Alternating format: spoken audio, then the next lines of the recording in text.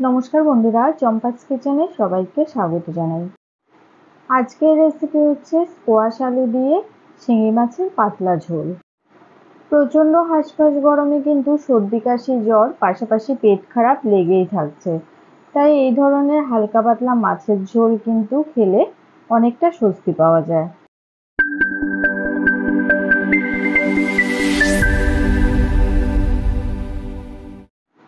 রান্নাটা করার জন্য প্রথমে গ্যাস জ্বালিয়ে একটা কড়াই গরমে বসাচ্ছি। গরম কড়াইতে দিচ্ছি 2 টেবিল স্পুন সর্ষের তেল। খুব সামান্য তেল মশলা দিয়ে কিন্তু আজকে রান্নাটা করব। তেলটাকে কড়াইয়ের চারধারে ভালো করে লাগিয়ে দিয়েছি। শিঙি মাছকে ভালো করে ধুয়ে নুন আর হলুদ আগে থেকেই মেখে রেখেছিলাম। মাছগুলোকে মিডিয়াম টু লো আঁচে উল্টে পাল্টে 1.5 থেকে 2 মিনিট সময় নিয়ে ভেজে নেব। জ্যান্ত জিওল মাছ কিন্তু খুব বেশি সময় ধরে কড়া করে ভাজবে না, এতে করে মাছের পুষ্টিগুণ নষ্ট হয়ে যায়। হালকা লালচে করে এপিট ওপিট উল্টে মাছগুলোকে ভেজে নিয়েছি। এবারে তেল ছেঁকে একটা প্লেটে নামিয়ে রেখে দিচ্ছি। মাছ ভাজার পরে কড়াইতে মোটামুটি 1 টেবিল স্পুনের মতো সর্ষের তেল রয়েছে। ওই তেলেই একটা তেজপাতা আর 1/4 টিস্পুন কালো জিরে দিলাম। একই সাথে 1 টিস্পুন গ্রেট করা আদা আর 2টো চেরা কাঁচা লঙ্কা দিয়েছি। চাইলে কাঁচা লঙ্কা আর আদাটাকে বেটেও কিন্তু ব্যবহার করতে পারো। কয়েক সেকেন্ড ভাজার পরে দিয়ে দিচ্ছি পাতলা পাতলা করে কেটে রাখা ঝিঙে, আলু আর স্কোয়াশ। একদম কচি স্কোয়াশ আর ঝিঙে দিয়ে আজকে রান্নাটা করছি, তবে তোমরা চাইলে এই রান্নাটা কাঁচকলা কিংবা পেঁপে দিয়েও করতে পারবে। ওই মোটামুটি 1 মিনিটের মতো সবজিগুলোকে তেলের মধ্যে নাড়াচাড়া করে নিয়ে দিয়ে দিচ্ছি 1.5 চা চামচ পরিমাণ লবণ আর 1/2 চা চামচ হলুদ গুঁড়ো। লবণ আর হলুদ গুঁড়োকে ভালো করে সবজির সাথে মিশিয়ে নেব।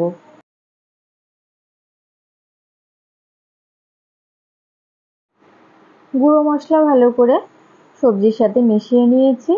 এবারে গ্যাসের আঁচটা একদম লোতে করে দিয়ে এটাকে 5 মিনিটের জন্য ঢেকে দেব। কিছুক্ষণ ঢেকে সেদ্ধ করার পরে দেখো বন্ধুরা, ঝিঙে আর স্কোয়াশ থেকে বেশ খানিকটা জল বেরিয়েছে।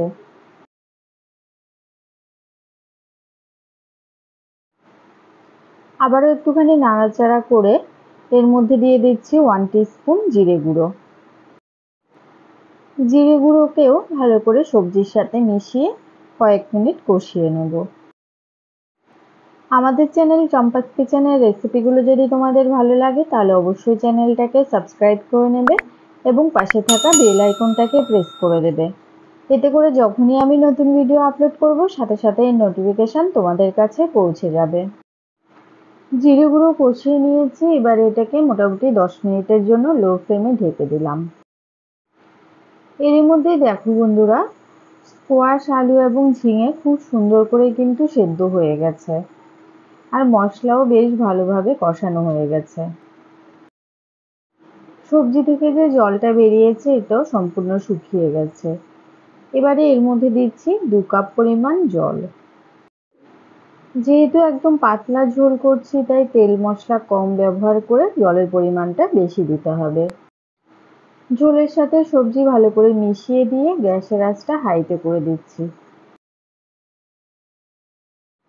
হাই ফ্লেমে 1-2 মিনিট ফোটানোর পরে এবারে এর মধ্যে দিয়ে দিচ্ছি ভেজে রাখা শিঙি মাছগুলো।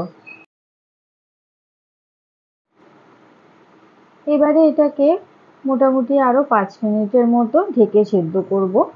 সবজি যেহেতু আগে থেকেই ভালোভাবে সেদ্ধ হয়ে গেছে তাই খুব একটা বেশি সময় কিন্তু আর লাগবে না রান্নাটা হতে। লো ফ্লেমে 5 মিনিট ফুটিয়ে নিয়েছি। এর মধ্যে সবজির মধ্যে সমস্ত মশলার ফ্লেভার ঢুকে গেছে আর ঝোলটাও দেখো অনেকটা শুকিয়ে এসছে। এই অবস্থাতে গ্যাসের আঁচটা অফ করে দিচ্ছি। স্কোয়াশ দিয়ে শিঙি মাছের এই পাতলা ঝোলের রেসিপিটা তোমাদের কেমন লাগলো অবশ্যই কমেন্ট করে জানাবে। ভালো লাগলে লাইক করবে আর তোমার বন্ধুদের সাথে ভিডিওটাকে শেয়ার করতে কিন্তু একদম ভুলবে না। এতক্ষণ আমার পাশে থেকে ভিডিওটা দেখার জন্য অনেক অনেক ধন্যবাদ। ভালো থাকবে, সুস্থ থাকবে। পরের ভিডিওতে আবার দেখা হবে। বাই।